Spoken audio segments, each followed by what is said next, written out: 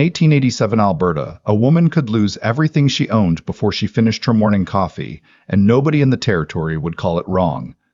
Cecily Hargrove stood at the edge of her father's property for the last time, watching two of Vance Drummond's men nail a notice to the gatepost. 23 years old, 2 weeks past her father's funeral, about to be removed from the only home she'd ever known because of debt she'd never agreed to, and a signature that looked nothing like her father's hand.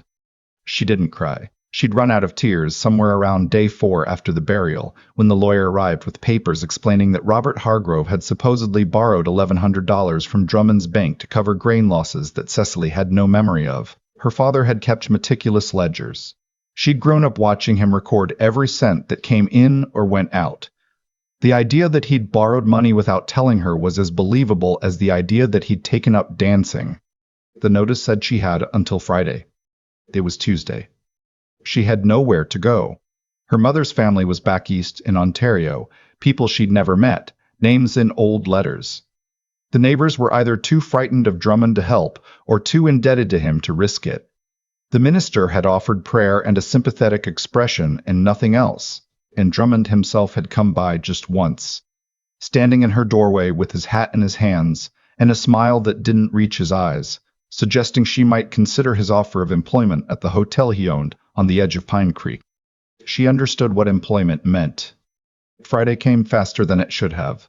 Cecily packed what she could carry in a single bag, left the rest, and walked into town with no plan and no money, and the particular kind of numbness that comes when fear has been running so long it burns itself out. She was sitting on the steps of the feed store trying to figure out what came next when she heard the horse. It came down the main road at a pace that was too deliberate for an ordinary rider, not rushed, but purposeful.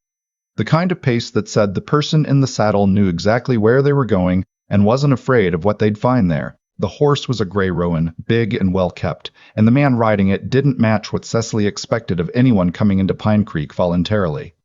He was somewhere past 40, with a face that had been rearranged by weather and years into something angular and hard. Dark beard, going gray at the edges. A scar running from his left cheekbone to the corner of his jaw, old enough that the skin had gone white around it. He wore a canvas coat that had seen serious use and carried a rifle in a saddle scabbard, with the easy familiarity of someone who'd been carrying rifles since before he was old enough to shave.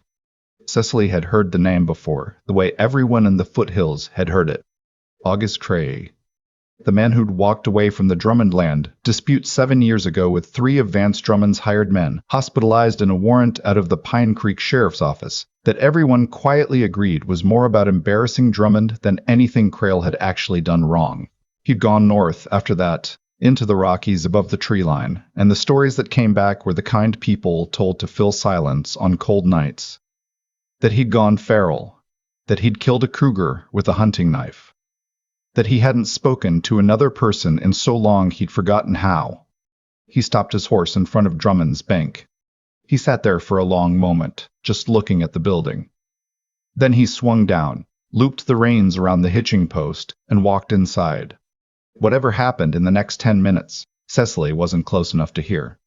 But she watched Drummond's clerk come out the front door faster than seemed dignified, and she watched him not come back. When Crail emerged, he had a sheet of paper in his hand and an expression that suggested he'd made a decision he wasn't going to unmake. He found her on the feed store steps without seeming to look for her. "You're Robert Hargrove's daughter," he said. It wasn't a question. Yes. I knew him. Not well. He bought seed from me 2 seasons back, drove up to my place because nobody in town would give him fair price. Crail looked down the street toward the bank. I heard what happened. Cecily didn't say anything. Drummond's going to keep going, Crail said. That's what men like him do. They don't stop at one family. He looked back at her. I have a proposition. She should have been frightened. She knew that. A man she'd never met, reputation built mostly on violence and isolation, making a proposition to a woman with nowhere to go. But she looked at his face, and what she saw wasn't the thing that frightened her. What frightened her was the bank behind him and Drummond inside it, and the slow, patient certainty that if she said no to whatever Crail was offering, the only other door open to her was the one Drummond had already pointed at. What kind of proposition? She said. I've got land up north. 160 acres, good water, protected from the worst of the wind. I've been running it alone for 7 years. He paused. I need someone who can read contracts and keep books.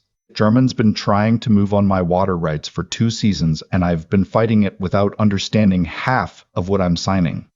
You need a bookkeeper. I need someone smart enough to figure out what he's doing before he does it. Crail held her gaze. I heard you keep your father's records.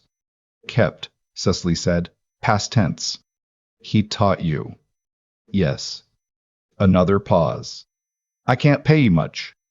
I've got a spare room, food, and the satisfaction of making Drummond's life difficult. That's what I'm offering. It was not a romantic offer. It was not even a particularly warm one. But it was honest in a way almost nothing had been since her father died, and honesty, Cecily had discovered, was worth more than warmth when the alternative was Vance Drummond's hotel.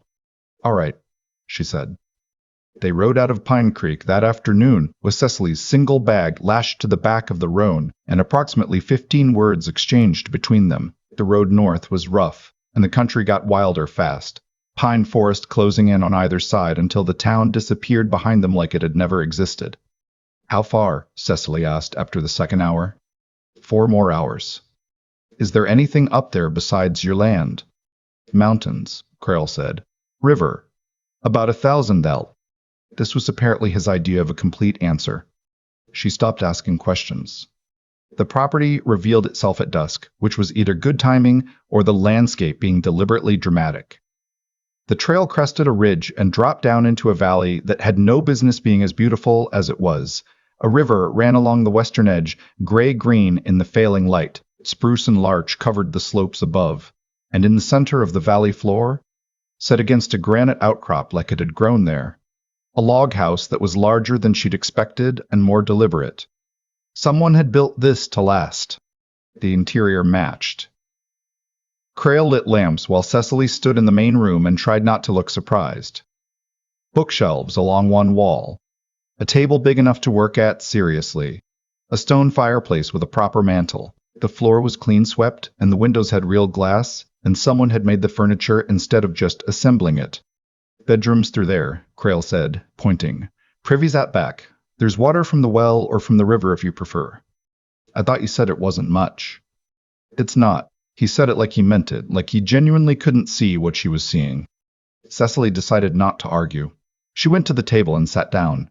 Show me everything Drummond sent you. He brought out a box. It took her 3 days to understand what Drummond was doing, and another 2 to understand how long he'd been doing it. The documents were layered, like sediment, years of small pressures stacked on top of each other. Survey adjustments that shifted boundary markers by increments too small to notice individually, but added up, over a decade, to a significant renegotiation of where Crail's water rights ended and Drummond's land began. Loan agreements drafted with language that looked standard and wasn't. Notices of assessment for improvements that either hadn't happened or had been valued at 3 times what they were worth.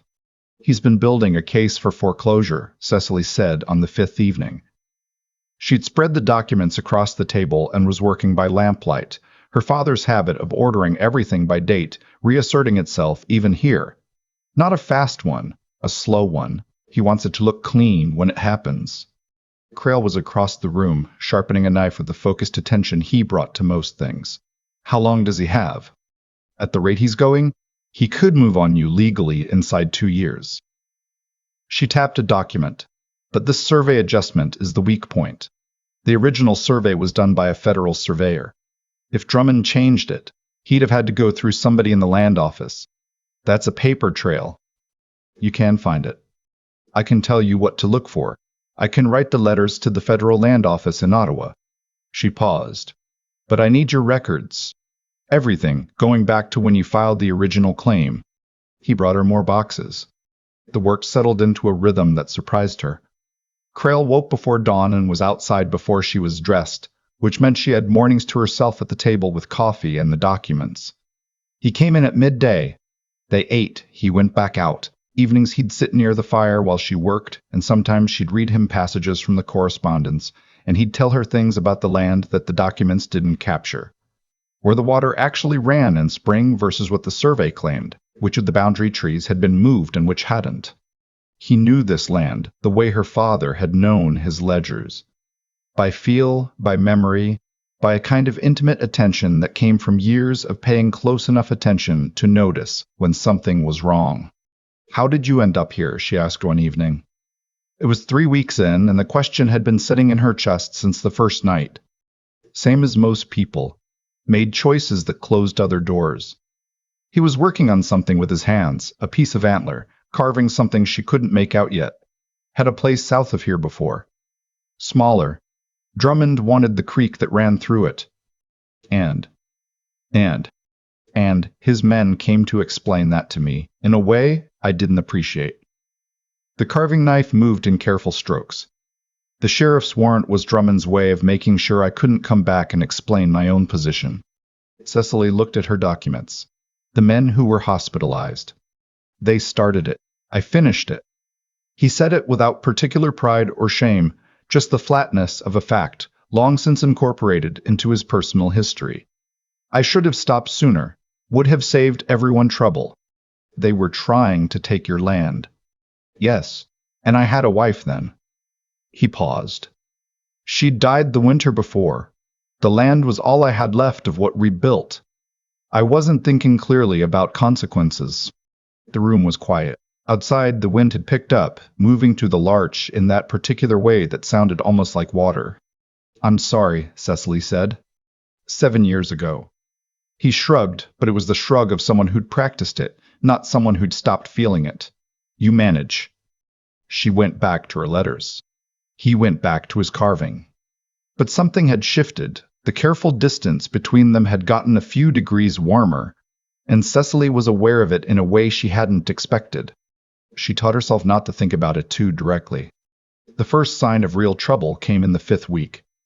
Crail had gone down toward the river to check on a fence line, and Cecily was alone in the house when she heard horses. More than one. The cadence wrong for casual travel.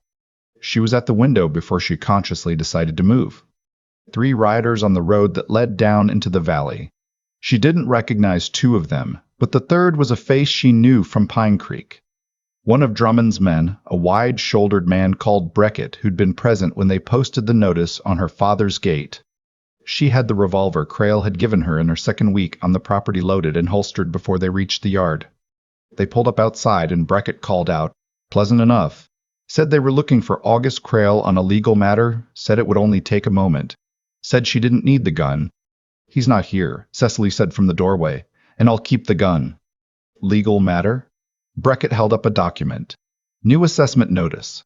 Drummond's bank has determined that the improvements on this property constitute a taxable upgrade. We just need a signature acknowledging receipt. It was the kind of sentence that sounded reasonable until you'd spent 5 weeks reading Drummond's correspondence. Acknowledgement of receipt wasn't the same as agreement, but in the language of the documents she'd been studying, it was close enough that a judge in Drummond's pocket might not notice the difference. "Leave it with me," she said. "He'll review it when he returns. We need a signature now. Then come back tomorrow."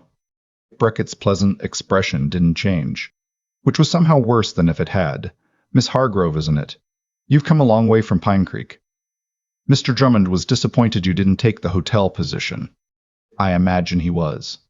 He's still willing to discuss terms. Comfortable situation for a woman in your circumstances." Breckett's tone stayed light, which made the words land harder. "Think about it. Life up here is difficult. Winter's coming." "Thank you for the notice," Cecily said. "Leave it on the fence post. I'll see he gets it." They left it. They didn't leave happy. And Cecily stood at the window and watched until they were out of sight down the trail, and then she picked up the document and read it 3 times before Crail came back from the fence line. She handed it to him when he came in. He read it standing up, coat still on, mud on his boots. "Taxable improvements," he said. "It's not what it says. Read the acknowledgement clause." He read it again. His face went very still.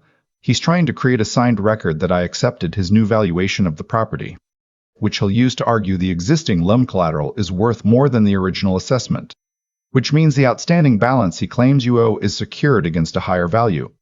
which gives him grounds for a higher payment demand.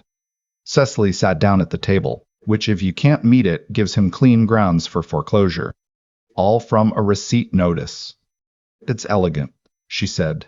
In a terrible way, he's been building this for years. Crail set the document down. He went to the window and looked out in the direction the writers had gone. We need to move faster than I thought, Cecily said. The letters to the federal land office aren't enough. We need someone with authority to look at these documents in person. Someone outside Drummond's reach. There's a federal land commissioner who does a circuit through the district. He'll be in Fort McLeod in 2 months. Can you get to Fort McLeod? In 2 months? Yes. He paused. Can you have everything ready by then? She looked at the boxes of documents on the table. 5 weeks of work, and she'd barely sorted the half of it. 2 months was not much time. I'll have it ready, she said. She started working longer hours. Crail noticed and said nothing useful about it, except to ensure that coffee was always warm and that there was food waiting when she came up from the documents at odd hours. He was teaching her other things during this period, practical things she hadn't known she'd need. How to check the horse's legs for swelling. How to read the sky for what weather was coming down from the mountains. How to move quietly through the tree line without snapping every branch underfoot. She didn't ask why he was teaching her these things. She thought she understood. 6 weeks after the writers, she was alone checking the trap line he'd set for rabbits when she heard something that wasn't animals. Heavy movement. Too deliberate. She dropped behind a fallen spruce and waited and watched a man she'd never seen pick his way through the trees about 30 yards uphill from her position. He was carrying a rifle and not using it for hunting. She didn't run. Running made noise. She moved the way Crail had shown her, low and slow and deliberate, keeping the spruce between her and the man until she was well past his line of sight, and then she moved faster, making it back to the cabin in less time than she'd thought she could manage. Crail was in the yard when she arrived. She told him what she'd seen. He listened without interrupting. How many? He said. 1, that I saw. There'll be more. He was already moving, checking things she didn't have names for, reading the yard and the tree line the way she read documents. Drummond's decided to move up his timeline. Because of the letters to Ottawa. Because someone in the post office told him. He said it flatly, without surprise. He's had the postmaster in his pocket for years. I should have considered that. It was the only time she'd heard him admit a mistake. The admission cost him something. She could see it in the set of his jaw, and she understood then that he was a man who held himself to standards that didn't leave much room for error. What do we do? She said. You finish the documents. I'll manage the property. That's not a complete answer. He looked at her. It was the first time she noticed that when he was thinking seriously about something, his eyes went a shade darker. We can't go to Fort McLeod in 2 months if we're not still here in 2 months, he said. So the first problem is staying. The second problem is the commissioner. We solve them in order. And, if the men in the trees decide not to wait, then we deal with that when it happens. He met her gaze. You know how to use that revolver now. Not perfectly, but enough. She did know. He'd been teaching her for weeks. Same patient method he applied to everything. One technique at a time. Repeat until it wasn't something she thought about. She could hit what she aimed at inside 20 feet with reasonable consistency. It wasn't much. It was more than she'd had when she arrived. I'm not leaving, she said. Something shifted in his expression. Not surprise exactly, more like confirmation of something he'd suspected. I know, he said. The next 3 weeks were the kind that don't fit neatly into story structure because they were largely composed of sustained tension punctuated by small crises.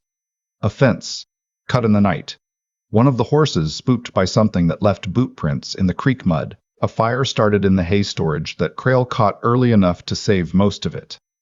Each incident was small enough to explain away and large enough to be intentional, and the pattern of them made sleep difficult and days feel longer than they were. But the documents got done. Cecily worked with the particular focus that comes from having a deadline attached to a threat. She organized everything by category, then by date, then cross-referenced against Drummond's correspondence, until she had built in her father's methodical style a paper case that showed clearly and in sequence exactly what Vance Drummond had been doing to the land in that district for the past 11 years. It wasn't just Crail. That was what the full picture revealed. 14 families. Some had sold, some had been foreclosed on, some had left for other reasons that started looking less like other reasons when you laid the dates out in a line. 3 men had died in accidents that coincided with property transfers. The Birch Creek water rights had been diverted through a series of transactions so layered that it had taken her a week just to trace the chain of ownership to its current end, which was a holding company incorporated in Calgary, whose primary investor was a man whose name appeared nowhere in the documents, but whose wife's maiden name appeared on a letter of credit that matched an account at Drummond's bank. She explained all of this to Crail the night she finished. He sat across the table from her and listened to the whole thing without speaking. You knew about the other families, she said. It wasn't quite a question. Some of them, not the pattern, not laid out like this. He looked at the organized stacks of documents. Your father taught you this. He taught me that numbers don't lie if you ask them the right questions. Cecily leaned back in her chair. She was exhausted in a way that had nothing to do with sleep. This is enough to get Drummond charged. Federally, if we get it to the right person. If the commissioner in Fort Macleod is the right person. Is he? Crail was quiet for a moment. I met him once, 7 years ago before everything went wrong. He was fair. He stayed in the job, which means Drummond hasn't managed to buy him or break him. That's not much to stake this on. No, he agreed, but it's what we have. They left for Fort Macleod 4 days later, which was earlier than planned because the men in the trees had gotten less subtle and Crail had decided it was better to move than to wait. They rode before dawn, taking the north trail that added hours to the journey, but avoided the road through Pine Creek. Cecily carried the documents in a saddlebag she kept on her person. Crail rode with his rifle across his lap for the first 2 hours and then across his saddle for the next 4, and the difference in positioning told her more about how he was reading the landscape than anything he said. They made one stop at a farm about 2/3 of the way owned by a family called the Wests, who ran cattle and sheep and had, Cecily learned, lost their original grazing rights to a Drummond subsidiary 3 years prior. Crail had a quiet conversation with the oldest son while she was shown hospitality by the mother.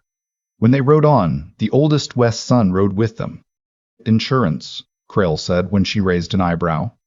Fort Macleod was bigger than Pine Creek and felt it, the kind of town that had ambitions and the infrastructure to back them. The Federal Land Commission office was housed in a 2-story wooden building near the center of town that looked official enough to feel significant, but not so grand as to feel remote. Commissioner Arthur Pellerin was 60 years old, compact and gray-haired, and possessed of the kind of face that had heard a great many arguments and retained the capacity to remain neutral through all of them. He agreed to see them because Crail's name apparently meant something to him, something Cecily filed away to ask about later. She laid the documents out on his desk in order.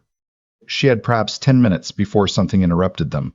She'd learned to assume that, so she took the most important pieces first.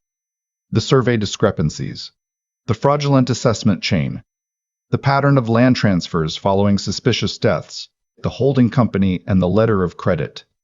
Pellerin listened. He asked precise questions. He picked up documents and read them, the way someone reads who has read a great many documents and knows what they're looking for. When she finished, the room was quiet for a moment. Miss Hargrove, he said, where did you learn to read land contracts? My father kept records. I helped him from the time I was 11. And these documents. He gestured at the organized stacks. You compiled all of this? Yes. He looked at Crail. And you've been trying to fight this alone for how long? 7 years, Crail said. Another pause. Pellerin folded his hands on the desk. I'm going to need to retain these documents as part of a formal inquiry, which means I'm going to need signed statements from both of you. He looked at the West son, who had come in and stood quietly near the door, and anyone else who has evidence relevant to this matter. You'll open an inquiry, Cecily said. I'll open an inquiry. Pellerin's voice was careful, the kind of careful that had learned to stay ahead of legal challenges. This will take time. Drummond has lawyers, and I have process to follow. But if what you've shown me is accurate. He looked at the documents again, and it appears to be accurate. Then yes, we have a case. She signed her name to a statement that afternoon with a steadier hand than she'd expected. What followed was not a clean ending. Clean endings exist in stories more than in life, and life in the foothills in 1887 had no particular interest in narrative satisfaction. The formal inquiry took 11 months. Drummond hired 3 lawyers from Calgary. He called the survey discrepancies honest administrative error. He challenged the authenticity of the letter of credit. He filed a counter-complaint accusing Crail of trespassing and property damage that required its own investigation to dismiss. Cecily testified twice. The second time, Drummond's lawyer asked her how a 23-year-old woman with no formal training in land law had managed to compile a document case of this complexity. He made the question sound like an accusation. She looked at him across the courtroom and explained, clearly and at length, exactly how she'd done it. And the jury had the kind of faces that suggested they found the question more suspicious than the answer. Drummond was found liable on 14 counts of fraudulent land transfer. He was not hanged. That was the disappointing part, if she was honest, the part that sat in her chest with a dull weight. But he was stripped of the bank, stripped of the hotel, stripped of the land holdings that the inquiry determined had been acquired through fraud. The water rights were restored. The families that could be compensated were compensated. The ones that couldn't were at least acknowledged, which was less than justice but more than silence. Crail's warrant was vacated before the end of the inquiry. The sheriff's office in Pine Creek had apparently developed a sudden interest in accuracy once it was clear which way the federal inquiry was going. They rode back to the valley in late autumn, the larch gone gold and the first snow already dusting the high ridges. The property looked the same as she'd left it, which was both a comfort and a slight surprise. She'd half expected Drummond to have done something destructive on his way down, but the house was as they'd left it, and the horses were fine, and the river was running clear in the cold light. You could go back, Crail said. He was leading his row into the corral, not looking at her. Pine Creek, or Ontario. You have the compensation money from the inquiry, enough to start something different. I know, she said. I'm not asking you to stay. You came here for a particular reason, and that reason's done. She thought about that. About what she'd come for, and what she'd found, and how those two things had become so thoroughly entangled over the past year that she couldn't cleanly separate them anymore. She thought about her father and his ledgers, and the way he'd always said that the numbers told a story if you read them with patience. She'd read this particular story over 11 months, and she understood its shape. I stayed through the inquiry, she said. You did. I stayed through the winter before it. You did. Crail. She waited until he looked at her. I'm not going to Ontario. Something moved across his face that she'd seen only once or twice before, in moments when he wasn't maintaining the careful flatness he wore like a coat. It was gone fast, back under control, but she'd seen it. All right, he said. All right, she said. It wasn't a declaration.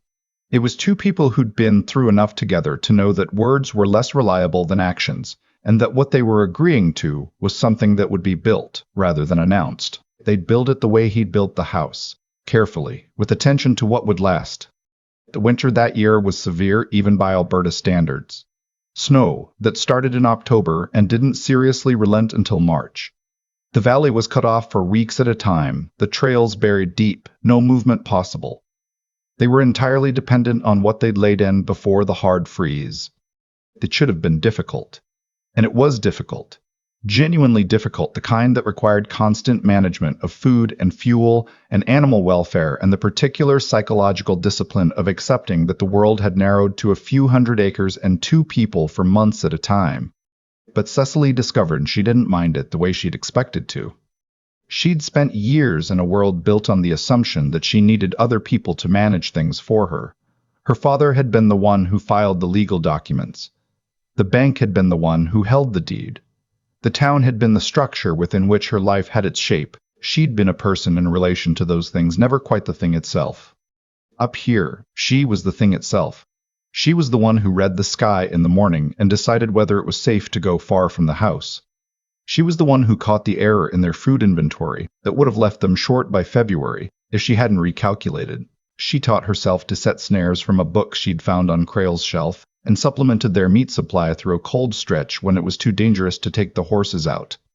Crail watched all of this with the quiet attention he gave most things. "You're different than when you arrived," he said one evening in January, which was the kind of understated observation that probably qualified as effusive for him. "Am I? Arrived looking like someone who just had everything taken from them. Now you look like someone who's figured out what they actually have." Cecily considered this. "Is that your version of a compliment?" "It's my version of an accurate observation." A pause. "They're not mutually exclusive." In spring, a woman came to the property. She'd walked several miles through mud and late snow, and arrived in the yard looking like someone who'd been walking longer than the distance accounted for. Cecily recognized the look, the careful blankness that lived over something that was not blank at all. Her name was Harriet. She'd heard, she said, through a chain of people she described only vaguely, that there was a woman up in the North Valley who knew about land law. Cecily brought her inside. Crail made himself scarce. The story came out the way these stories always came out, in pieces, with apologies between the pieces, as though the speaker expected to be told at any moment that her situation was her own fault.